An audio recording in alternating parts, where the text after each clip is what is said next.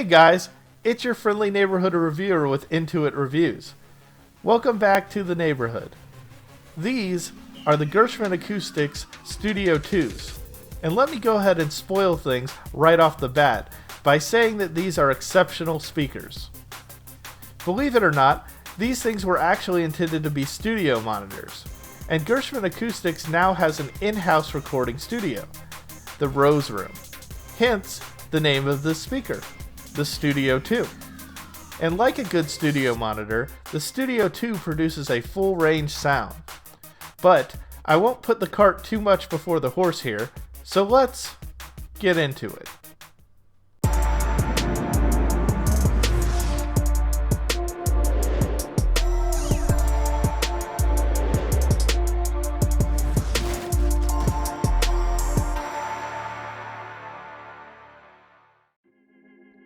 The Gershman Acoustics Studio 2 is a relatively large, sealed bookshelf speaker. It measures 27 pounds in weight, 17 inches in height, 10 inches in width, and 14 inches in depth. The cabinet is constructed of an HDF high-density fiberboard and is proudly hand-built in Canada.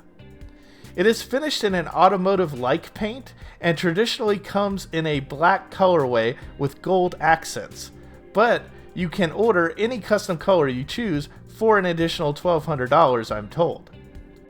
The crossover is built point to point, meaning it doesn't have a circuit board with traces, and instead the components are connected directly from one to another by hand.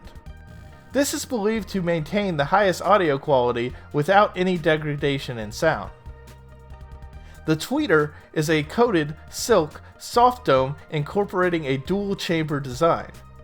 The woofer is said to be an 8-inch mid-range driver designed by Ellie Gershman himself. Having said that, I measured the woofer at 7.5 inches. Despite this embellishment, the woofer itself is quite impressive, consisting of a super thick anodized aluminum cone with a 4-layer coil and a long throw foam surround. The speaker comes with a simple black cloth grille that is affixed to the front with magnets. One thing to note is that I would not listen to these with the grills on in most circumstances. The magnets on the grill are not the strongest, and due to the powerful excursion of the woofers, I was distracted by possible micro rattling when the grills were in place and music was playing at moderate to loud listening levels. While I applaud Gershman for their innovation by including magnet-affixed grills, as prior versions of these speakers only had peg-affixed grills, the execution of these grills ultimately fell short for me. Perhaps this is something that Gershman can fix at some point, as I know their higher-end models such as the Grand Avant-Garde have nicer, more unique grills that do not suffer from this problem. On the backside of the speaker, quality binding posts are affixed to a silver-colored, anodized, serial-numbered backplate, which accepts banana plugs, spades, or spare wires. While the backplate is constructed of a thick, quality material, its color is somewhat out of place to me, given the gold and black aesthetics of the rest of this speaker. Despite the colorway being out of place, aside from the grills, fit and finish on the Studio 2 is truly top-notch for a speaker in this price range. The specs of this thing are also relatively impressive. Rated at 6 ohms and 87 decibels of sensitivity, the reported frequency response is listed at 25 Hz to 20 kHz, which seems impossible for a bookshelf to fully realize and reproduce without significant roll-off. And yet, after hearing these things, I do believe the reported values. These bookshelves do not need a sub. I had a subwoofer in my main listening room, and I ended up detaching it because it impacted the overall coherence and ultimately proved to be unnecessary, as all audible frequencies were reproduced by the Gershmans themselves. The bass on these things is intense, and it takes to EQ in the bass region quite well in addition. The Studio 2s have cavernous dynamics and an impactful monstrous bass response that pressurizes not only the room, but also the listener's chest. At times, it takes your breath away. It's also entertaining to watch the woofer excursion that occurs on bassier songs. At no point was I worried that these woofers wouldn't stand up to the track, but they did dig so deep at times that it felt unnerving here or there, and left my jaw hanging open on occasion. I found myself enjoying these at all listening volume levels, but most at moderate to loud levels, and with their woofer design and cabinet depth, they definitely can take some juice. The mid-range on these speakers is lush, smooth, and coherent. Coherence, in particular, is a strong point for this set of bookshelves. The lower mid-range does tend to take half a step back compared to the upper mid-range at times, in a similar style to something like the Sennheiser HD650, if you're familiar with the frequency response of those headphones. Like in the bass department, the Studio 2s do tend to push midtones at you, but this is never done in a way that appears overly mid-forward or assaultive. Instead, it is done in a mild fashion that is very acceptable and pleasing. As I listened, I ended up craving more and more of the mid-range performance from these speakers. Others have called these speakers alluring, and this is what I believe they are referencing in doing so. Vocals are sizable in magnitude, but also have a soft touch characteristic to them. They hang expansively in the air amid a massive soundstage, a soundstage that feels like you are in it as the listener. Imaging is accurate and precise, and this occurs all around you, even to a certain extent past the depth of the speakers themselves. I heard sounds beyond the bounds of the walls of my room at many times. Instrument separation and differentiation is also generally good for a bookshelf speaker, even of this size. But this was admittedly also somewhat amp dependent, a consideration which we will touch on towards the end of this review. One can also expect extremely accurate timbre and instrumental voicing from the Studio 2. This is thanks in part to its uncommonly natural presentation in the mid-range. With regard to treble, it is never missing or rolled off. Alternatively, it is significantly well extended, but instead of being delivered in an ear-piercing style, as some speakers tend to do so, the Gershmans present the treble in a naturally smooth, enjoyable, and pleasing manner, almost like butter for your eardrums. Everything, including the treble, feels like it is put forth harmoniously and in balance. Transients are never sluggish, and both micro and macro details are in abundance across the entire frequency spectrum. This includes peripheral details, which consistently were well pronounced and clear to my ears. The Studio 2s did perform better on shorter stands than on taller ones, as other reviewers have previously reported. But unlike others, I am going to recommend that the Studio 2s be placed on stands that are somewhere between 23 and 24 inches rather than slightly shorter ones. My reasoning is this. Both Gershman Acoustics themselves and the dealer I purchased my speakers from, Gestalt Audio Design, recommended 24 inches as the precise height from the floor, accounting for spikes and leveling feet. I did most of my listening on single post sound anchor stands, which I ordered through Gestalt Audio Design and were customized specifically for the Studio 2. These stands are constructed of a heavy-duty steel which is welded together, filled with acoustic dampening materials, and then sealed shut by sound anchors prior to being shipped out to the customer. When I rap my knuckles on the stand, it produces little to no ringing, so this is a great stand solution for any speaker, especially one whose woofers move as much as this one does.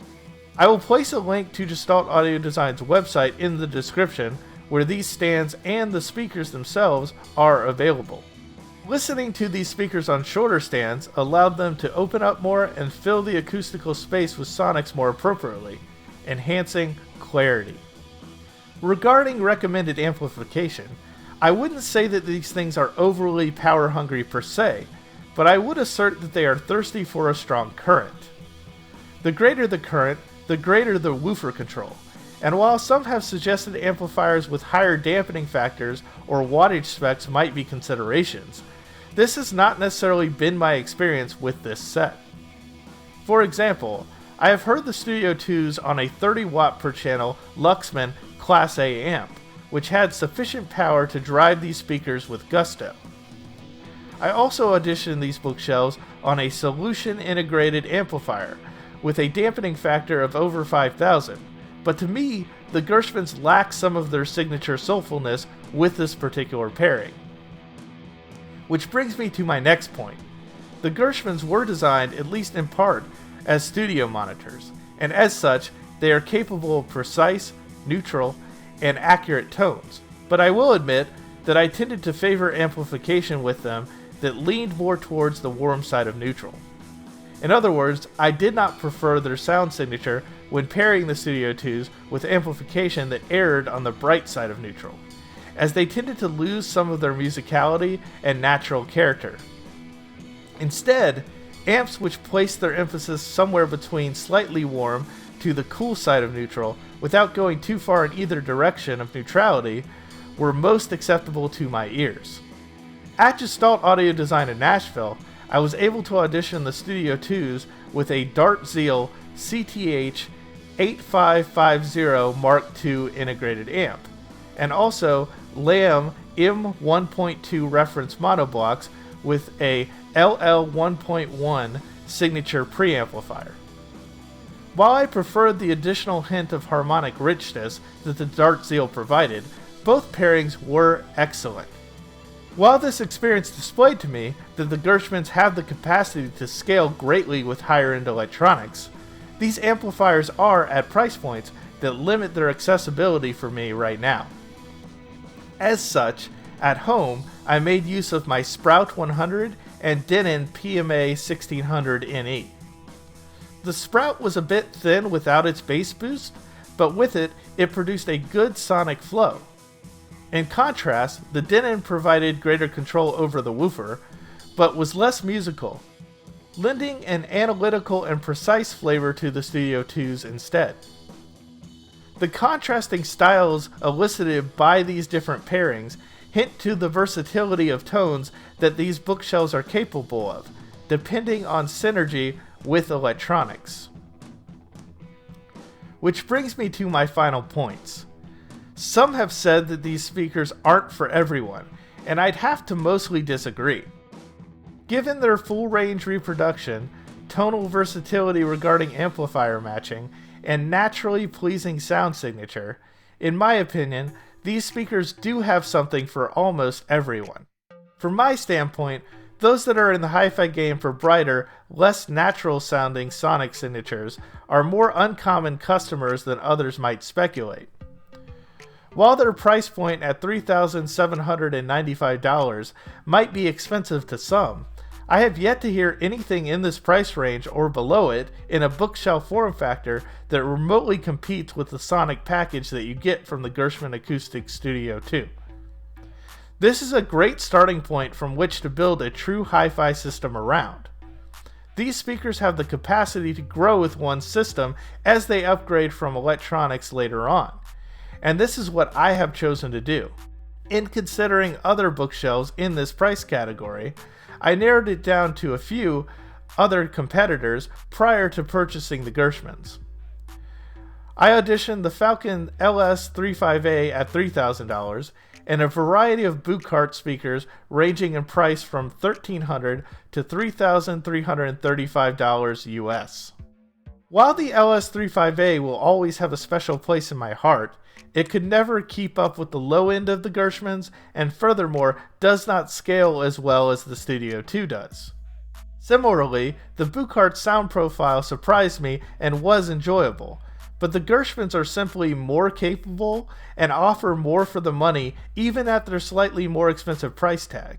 Like I have done, I would recommend that others just spend the extra money and go for the Studio 2s if they can afford to do so.